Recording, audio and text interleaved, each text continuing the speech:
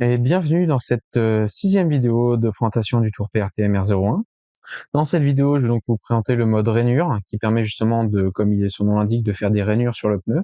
Alors ce mode-là va vous permettre notamment de continuer d'utiliser vos pneus rainurés après qu'il n'y ait plus de rainure. Donc ça va notamment jouer par rapport aux pneus RR ou autres motifs que vous allez justement pouvoir continuer à utiliser pendant des tours et des tours au lieu d'en racheter une paire à chaque fois que vous n'avez plus de motif, parce qu'on sait très bien que ces pneus, une fois que le motif est effacé, il reste plus forcément grand chose de performance. Ce mode-là, comme tous les autres, donc vous y entrez avec un clic. Là, comme tous les modes précédents, vous choisissez votre profil de jante suivant ce que vous avez configuré dans la deuxième vidéo. Donc moi, je reste avec profil 1. Ensuite, on va donc continuer avec le diamètre du pneu. Là, le diamètre du pneu, ça va donc être le diamètre réel de votre pneu. Ça va pas être le diamètre auquel vous voulez aller ou quoi. Ça, là, vraiment, j'insiste, mesurez votre pneu et rentrez le diamètre réel de votre pneu. Cette valeur-là, naturellement, elle peut changer dans les valeurs par défaut si jamais vous avez un diamètre que vous utilisez particulièrement avant de faire des rainures ou quoi. Voilà. Ensuite, le second paramètre, ça va donc être le déport de la jante. Donc lui, c'est exactement le même que le mode automatique, et lui aussi, vous pouvez le paramétrer dans valeur par défaut. Ensuite, la largeur de la jante. Donc alors, la largeur de la jante et l'angle de coupe, ça va vous permettre de, si jamais vous avez tourné un pneu avec du carrossage, ou avec un angle directement, en fait, ça va vous permettre que les rainures soient proportionnelles à la conicité du pneu.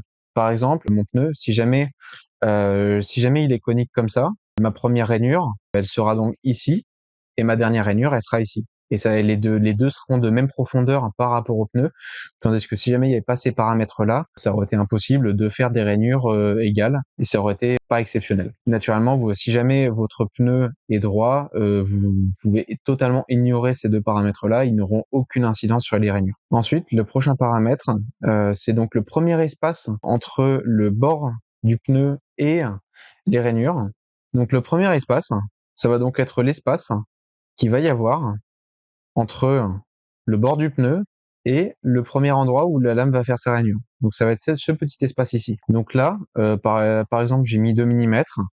Ensuite, vous pouvez jouer sur ce paramètre pour décaler les rainures soit vers la droite, soit vers la gauche, ou suivant le nombre que vous mettez pour les recentrer ou quoi.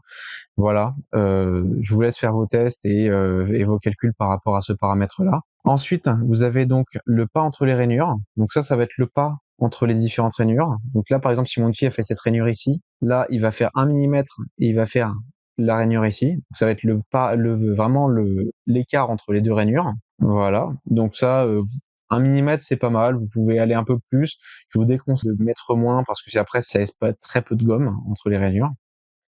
Et pour finir, le nombre de rainures. Alors avec une lame de 0,5, vous pouvez jusqu'à 4 rainures par pneu sur un pneu de 11 mm.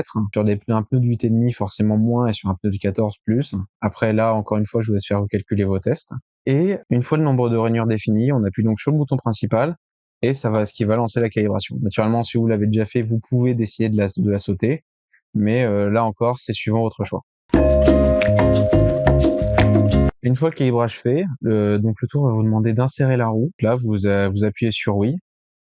Hop, et vous appuyez sur le bouton principal pour confirmer. Personnellement, je vais pas forcément insérer de roue parce que j'ai pas spécialement envie de rainurer ce pneu, mais je vais quand même vous montrer les mouvements du tour pour que vous visualisez ce qui se passe.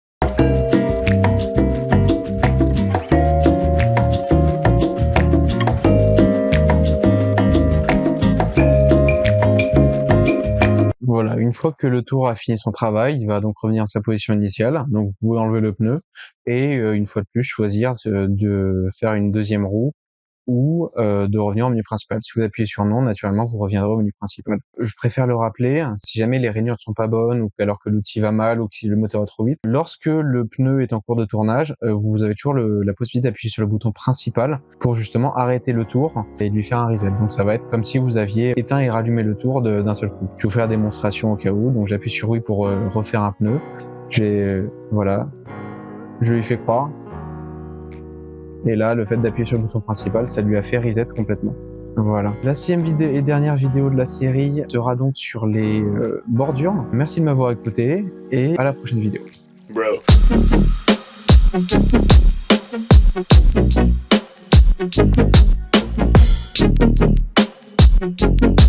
Be fucking real, man. Come on.